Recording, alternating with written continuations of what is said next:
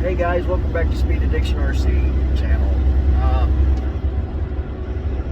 sure almost anybody that's come across the channel has looked at the Limitless Pass, the initial one. So I'm not going to talk too much about that. I think it's been pretty well covered. One, I needed a better road. Two, there's some other adjustments that need to be made to the chassis, which I knew about, just was hoping I could get by with it.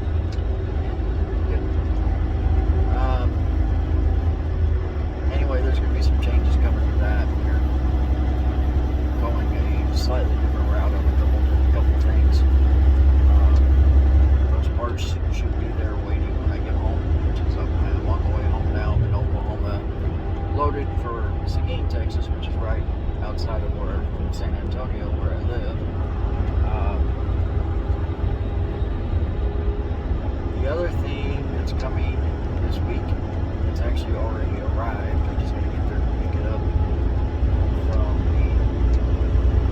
the post office. Is a new toy. I have ordered and should have, according to UPS, received the Corrale Asuga XLR buggy.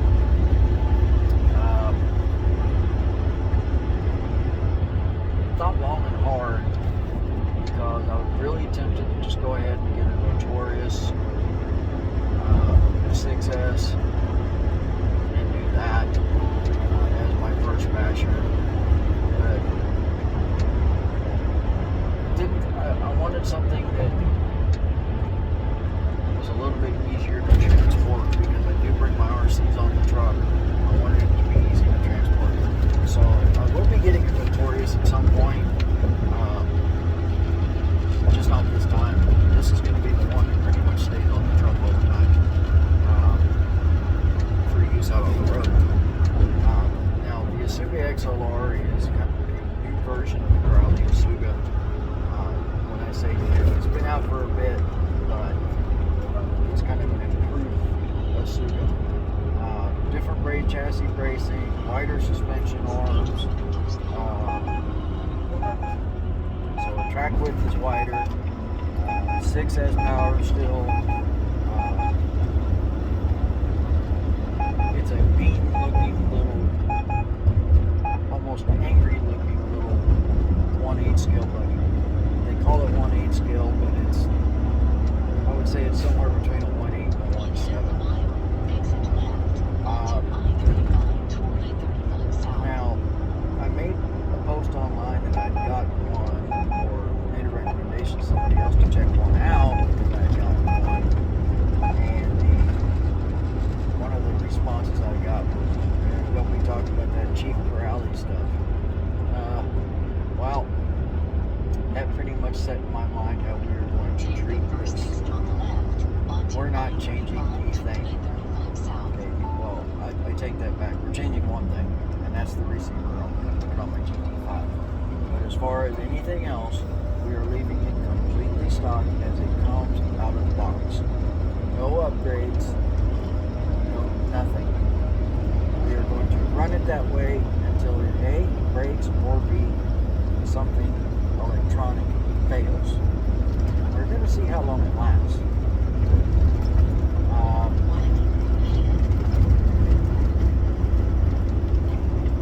We are going to kind of do a little video diary. I'm going to do a kind of a once a month video update as to whether I've had to fix anything. And I'm talking major components. I'm not talking like the wing or the bumpers. Okay, we're talking major components. We're talking suspension arms, tires, shocks, electronics, ESC motor, servo, chassis, braces, anything like that that's a major component of the chassis. You know, the look pretty stuff that comes bolted onto it, you know, the bumpers, you know, you're going to bust a bumper on anything. You hit something, the bumper's going to break. I don't care if it's made out of kryptonite. Okay, you hit something hard enough, you're going to bust a bumper. But I'm talking the major components. Okay, so that's what we're going to be looking at. That's what we're going to be watching for.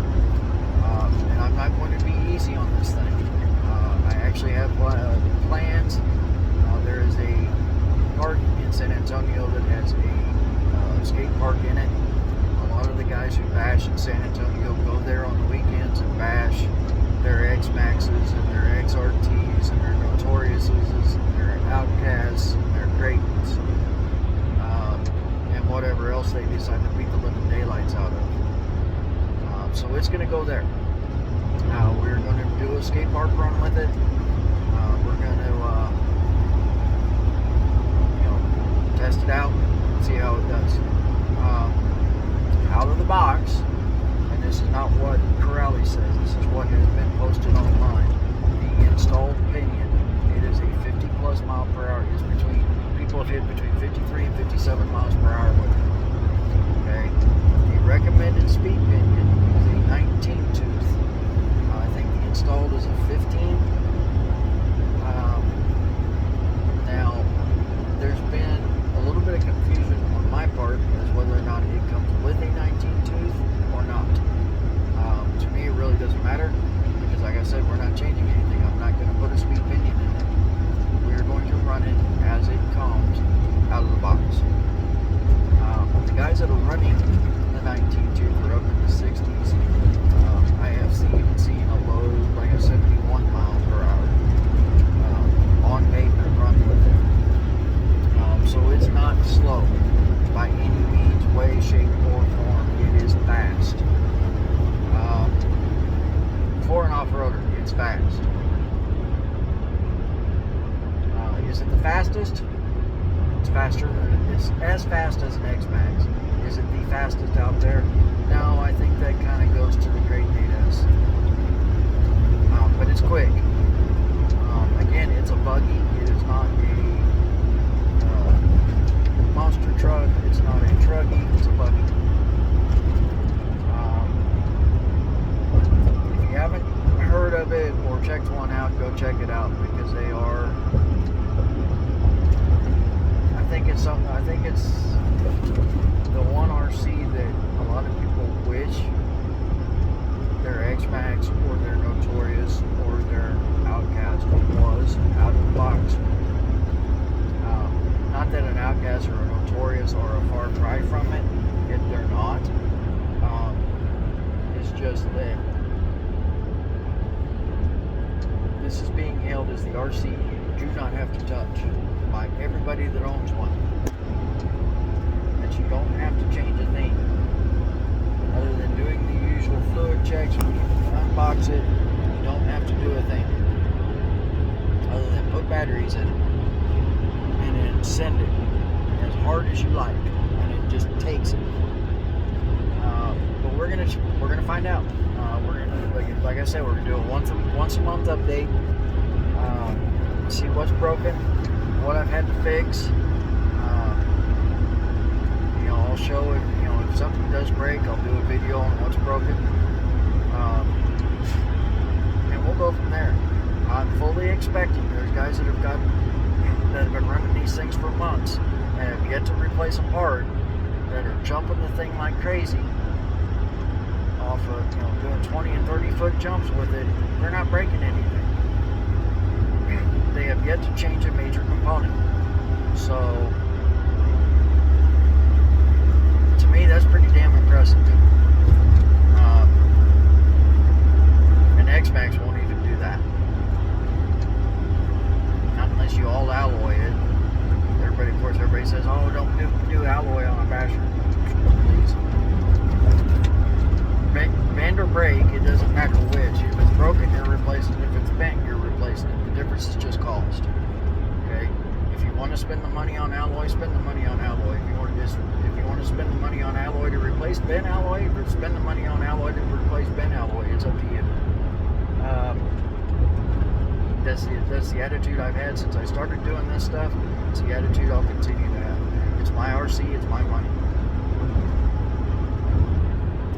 As far as taking it to a higher cell count or anything like that, I have no plans to do that. If the motor or ESC do happen to quit, it will be replaced with another 6S system. I'm not going to go to 8S with it or anything crazy.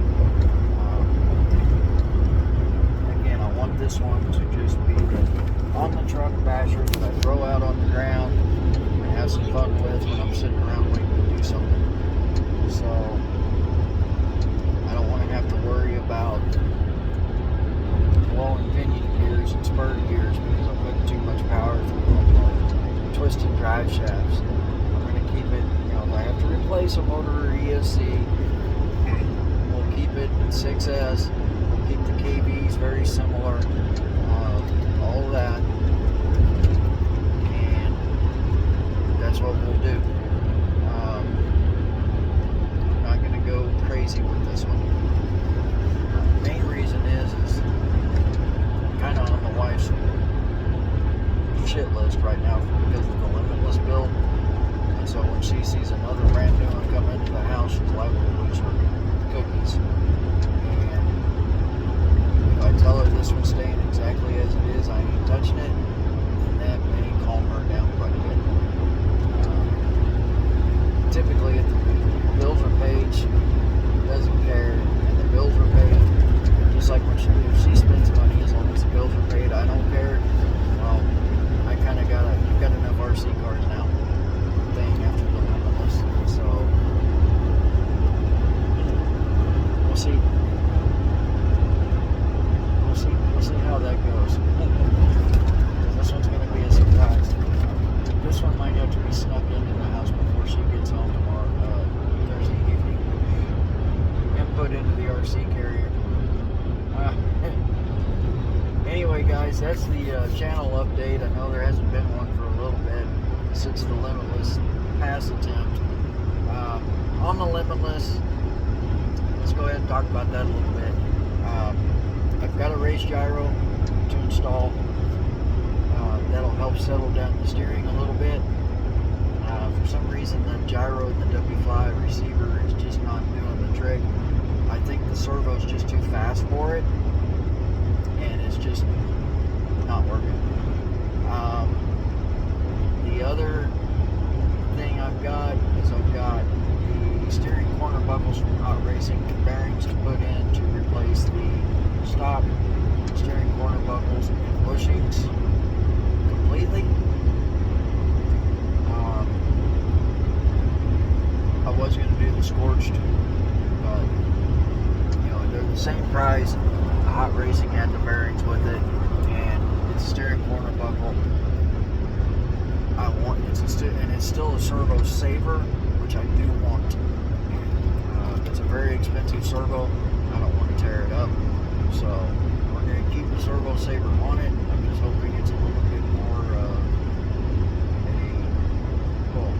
I should say less play than there is in the stock.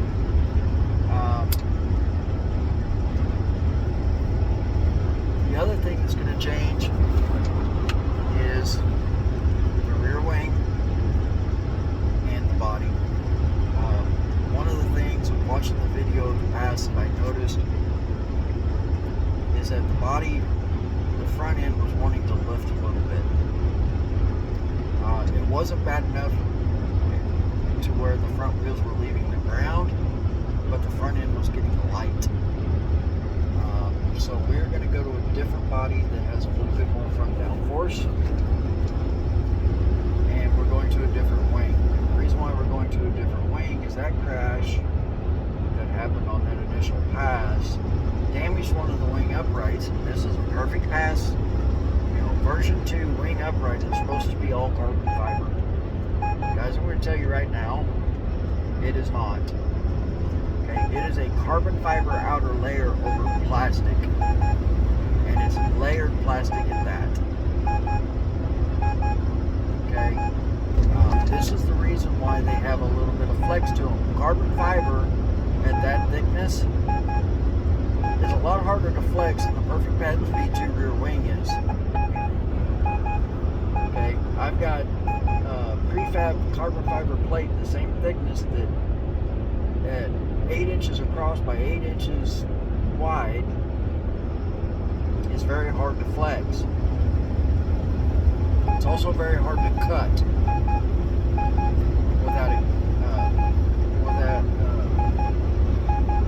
without making a mess. This stuff, whatever Perfect Pass is using that Ross Schifrin is so proud of, they pulled the wool over Ross's eyes for whatever reason, because it is not all carbon fiber through and through. Don't let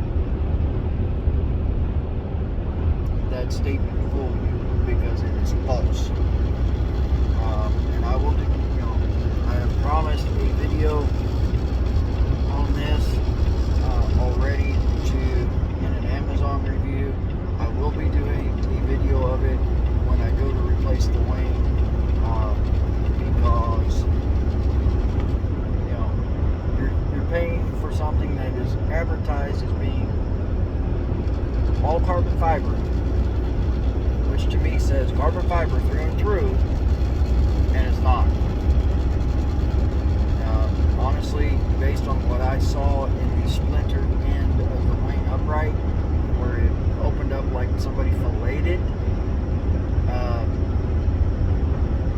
natural carbon fiber is maybe a 1/2 millimeter thick on the outside of each piece.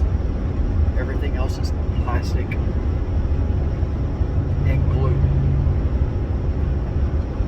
resin, if that. So you're paying about 50-60 bucks too much just because it has a Perfect Pass name on it. So we are going to go to a different wing that's made by DRG Custom RC. We are going to go to the FC100 body, so it has a little bit more front downforce.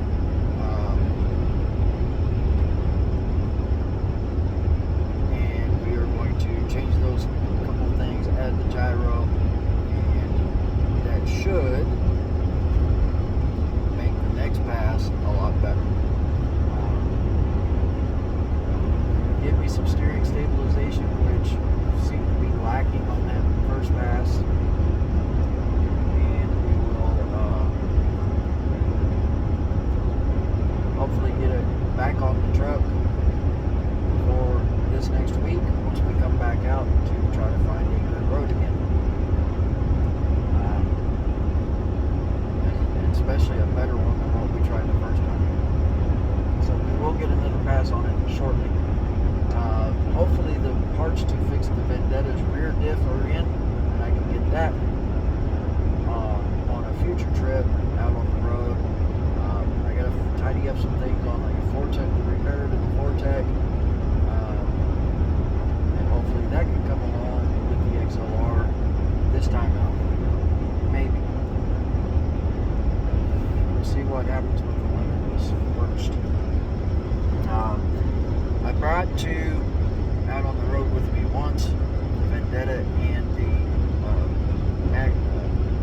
Yeti Score, and I think that's partly why the Vendetta's diff got screwed up, because they were both sitting on their sides in the cabinet here in the truck, and I think that kind of goofed with things in the Vendetta diff. So that may have been part of the problem that caused the gears to be slightly out of position and then the side gear stripped. So I'm not going to take that chance again. They're going to all come out one at a time. At least in transportation to and from. The Corrali, there's another spot I can put it in the truck. It should fit just fine. So if I do bring a second one out for speed runs, it can have the speed run car can have the cabinet. Anyway, those are the plans. That's the channel update for the month. What's coming. And so the next video you will see either late Wednesday or Thursday will be about the Isuga XLR. It'll be the unboxing. After that, we're going to be at the skate park with it on video. Putting it through its, giving it a thorough run and see how it does. Like I said, I've got big expectations, so hopefully it lives up to all the hype on YouTube.